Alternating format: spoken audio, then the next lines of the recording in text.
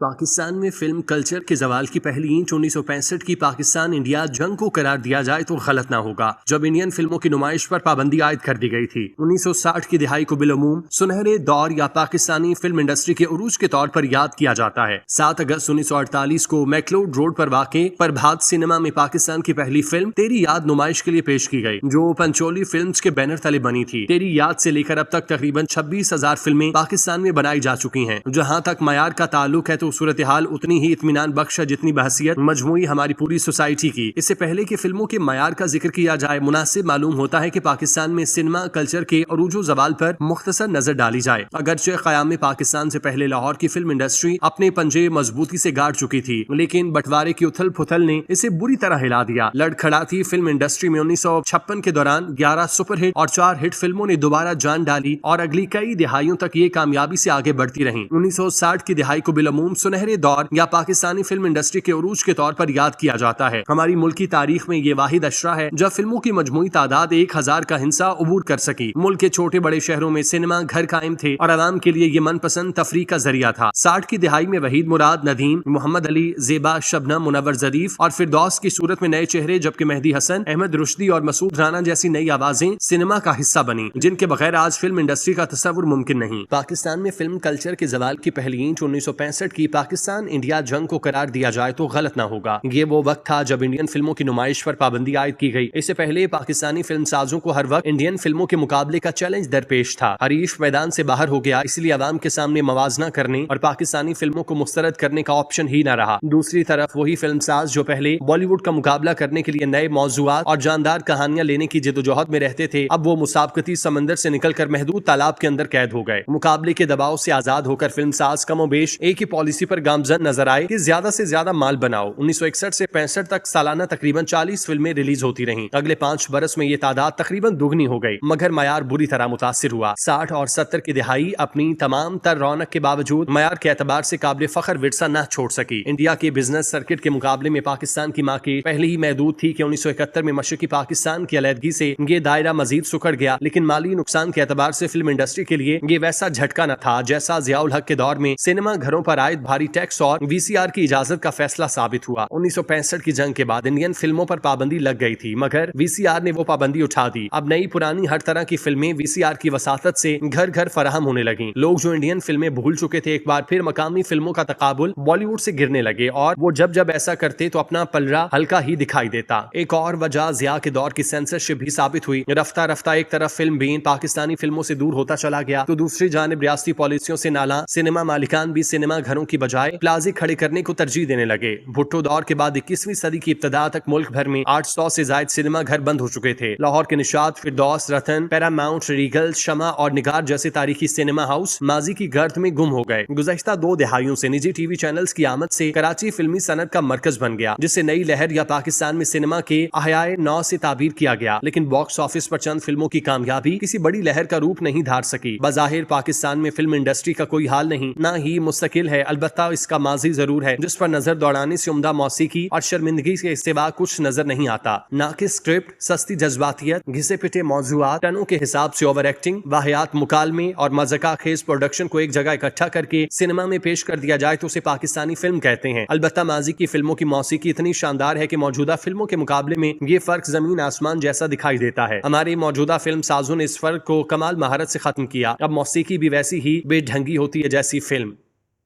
Number 10, लाखों में एक 1967, हिदायतकार अज़ामीर, मौसीकी निसार बज़मी। बम्बई फिल्म इंडस्ट्री में फिल्म हम लोग और फुटपाथ से हिदायतकार, मुकालमा नवीस के तौर पर शोहरत पाने वाले ज़िया सरहदी की बतौर मुसन्निफ ये आखिरी फिल्म थी जिस पर उन्होंने बहुत मेहनत की। बंटवारे के पस मंजर में एक हिंदू लड़की और मुस्लिम लड़के की प्रेम कहानी हिदायतकार अज़ामीर ने बहुत उम्दगी से पेश की। बहुत अरसे बाद राज कपूर ने इस फिल्म से मुतासिर होकर हिना बनाई थी। निसार बज़मी के म्यूजिक में चलो अच्छा हुआ तुम भूल गए और बड़ी मुश्किल से हुआ आज भी अमर गीत शुमार होते हैं। शमी मारा का दुबला पतला हुस्न एक तलिस्माती कशिश रखता है। नंबर 9, जिंदा लाश। आप इसे पहली नजर में ड्रैकुला की कॉपी कह सकते हैं, मगर पाकिस्तानी सिनेमा की तारीख को मद्देनजर रखते हुए ये गैर मामूली फिल्म है। पाकिस्तान में कितनी हॉरर फिल्में बनी होंगी, यकीनन इनकी तादाद उतनी भी नहीं कि उंगलियों पर गिनी जा सके, मगर ख्वाजा सरफराज की जिंदा लाश न सिर्फ तारीखी एतबार से बिल्कुल अपनी ट्रीटमेंट की वजह से भी खासी की चीज है। मौत पर काबू पाने की ख्वाहिश में एक प्रोफेसर खुद मौत के गड़े में जा गिरता है, मगर ये लाश जिंदा होती है और पलट कर वार करती है। इस फिल्म को 5 अशरे गुजर गए मगर आज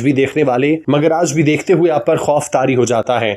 ख्वाजा सरफराज को दाद तो बनती है। नंबर 8 नीला पर्वत। इस फिल्म को रिलीज के लिए सेंसर बोर्ड ने अडल्ट्स ओनली सर्टिफिकेट दिया। फिल्म की कहानी फ्राइडे की नफ्सियात की गिर्द घूमती है। एक बूढ़ी उम्र का मर्द लेपालक बेटी की मोहब्बत में गिरफ्तार हो जाता है। अब आप खुद ही सोचें ऐसी फिल्म का बॉक्स ऑफिस पर क्या हाल होगा। अहमद बशीर की ये पहली और आखिरी फिल्म थी मगर ऐसा तजुर्बा उन जैसा बागी ही कर सकता था। अगरचे ये फिल्म आम सामीन के लिए आज भी बहुत गर्म होगी लेकिन अपनी तकनीक और मौज़ूआत के एतबार से ऐसा मुनफरिद तजुर्बा हर अच्छी फहरिस्त में शामिल होना चाहिए। नंबर 7 करतारपुर सिंह। बंटवारे के मौजू पर बनाई गई पाकिस्तानी फिल्मों में ये गालिबन उम्दा तरीन फिल्म है। सैफुद्दीन सैफ की पंजाब से जुड़ी और हिजरत का बराह रास्त तजुर्बा एहसास की तेज दांत से पर्दे पर जलवागर होता है। वारिस लुधियानवी के गीत और सलीम इकबाल की मौसीकी पंजाब के फोक कल्चर को इंतहाई खूबसूरती से जज्ब करते हैं, जिसकी बेहतरीन मिसाल देसन दा राजा मेरे बाबुल दा प्यारा है। फिल्म में इनायत हुसैन भट्टी और जुबैदा खानम की आवाज में अमरताब प्रीतम की मशहूर नज्म आज अक्खा वारिस शाह भी शामिल है। नंबर 6 नामालूम अफराद। पिछली 2 दिहाइयों के दौरान सामने आने वाली फिल्मों में शायद ये सबसे भरपूर एंटरटेनमेंट है, जिसे 9 करोड़ के बजट से तैयार किया गया। 140 करोड़ की कमाई के साथ ये बॉक्स ऑफिस पर खासी कामयाब रही। फिल्म की कहानी जिंदगी की दौड़ में आगे बढ़ने और मालदार होने का सपना पूरा करने की ख्वाहिशमंद 3 अफराद के गिर्द घूमती है। इस दौरान तीनों के रास्ते में आने वाली रुकावटें फिल्म में दिलचस्पी का अंसर बरकरार रखती हैं। नंबर 5 हैदर अली। अगरचे तारीखी फिल्मों के एतबार से हिदायतकार खलील कैसर और उनकी फिल्मों फरंगी और शहीद का अक्सर जिक्र किया जाता है, लेकिन फनी एतबार से मसूद परवेज की हैदर अली कहीं बेहतर फिल्म है। हैदर अली बॉक्स ऑफिस पर बुरी तरह लड़खड़ा गई थी क्योंकि नाजरीन तारीखी फिल्मों में मुबालगा राई के बुरी तरह आदी हो चुके थे। ख्वाजा खुर्शीद अनवर की मौसीकी उनके मखसूस स्टाइल से जरा हटकर थी। मौजू से वफादारी बरतते हुए उन्होंने तबले की बजाय पखाविज का इस्तेमाल किया और शानदार धुनें तरतीब दी, मगर फिल्म की तरह म्यूजिक भी आम लोगों के दिल ना जीत सका। नंबर 4 नींद। शमा और परवाना देवर भाभी, अमराव जाना था,